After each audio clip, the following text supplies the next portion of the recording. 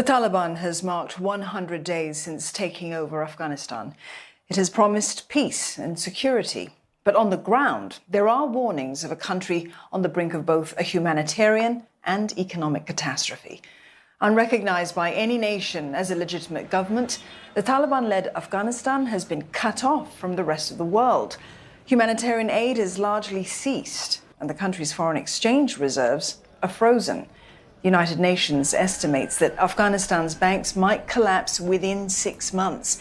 Now, at the same time, the social cost is mounting. 90% of the population is expected to be in poverty by early next year. 23 million people, that's more than half the country, is also facing acute food insecurity. Dr. James Dorsey, Senior Fellow at the Middle East Institute at the National University of Singapore, joins us live now for more on this story.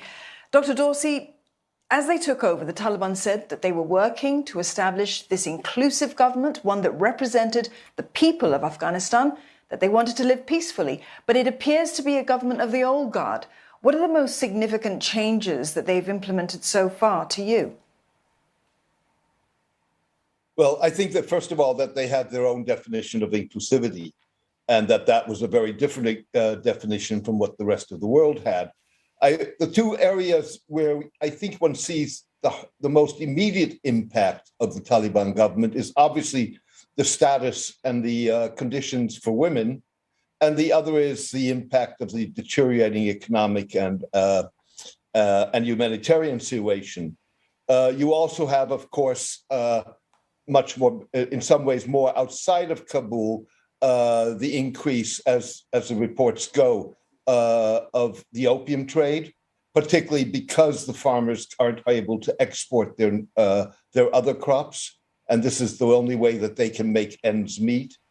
And you're also seeing the concerns that minorities, particularly the Hazara Shiites, have.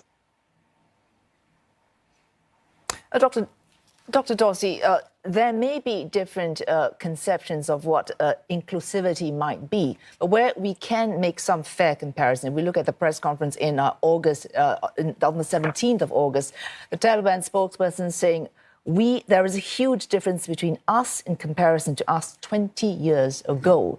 Now, in this 100 days, how would you weigh up the fact, have they met this promise, particularly on what you mentioned earlier, what the West is certainly looking at, rights for women? They certainly have not met it in terms of what the international community's expectations were.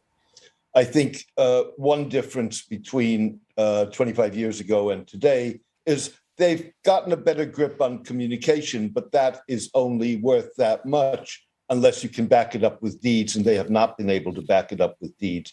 I think one of the issues that we are seeing is that the Taliban may be less unified than we assume they are.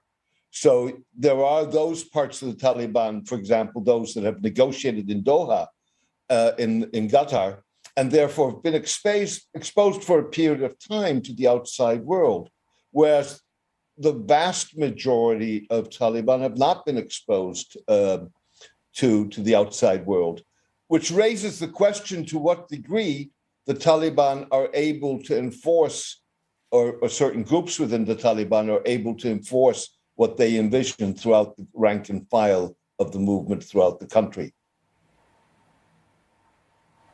Dr. Dorsey, the Taliban doesn't have the experience or the funding to be able to deliver sophisticated government services, but the country is in dire need now. They need to be able to trade like any other country to survive. Where will the tipping point be, and how much longer until the country's economy perhaps collapses?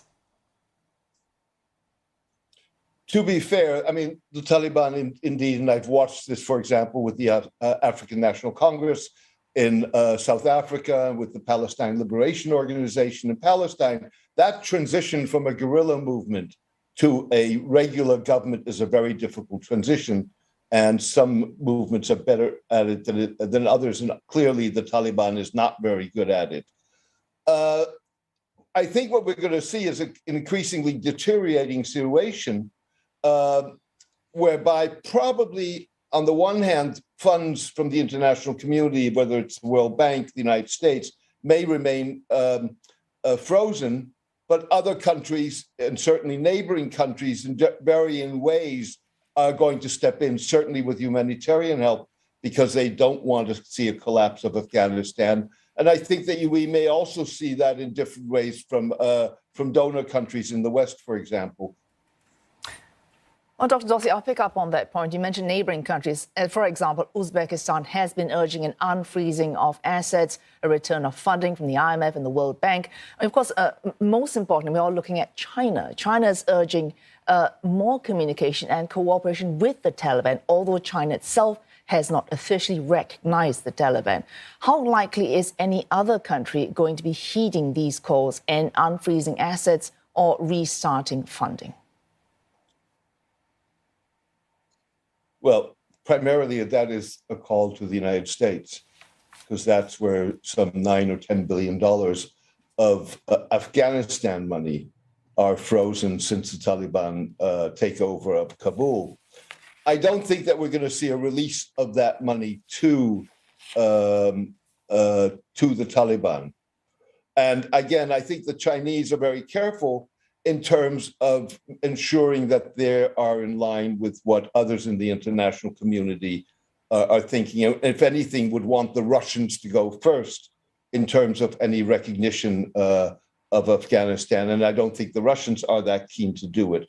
But at the same time, I think we will see efforts to try and work around or trying to ensure that humanitarian aid that Afghanistan badly needs, can be offered in ways that you can ensure that it goes to those who need it and is not used to prop up the Taliban.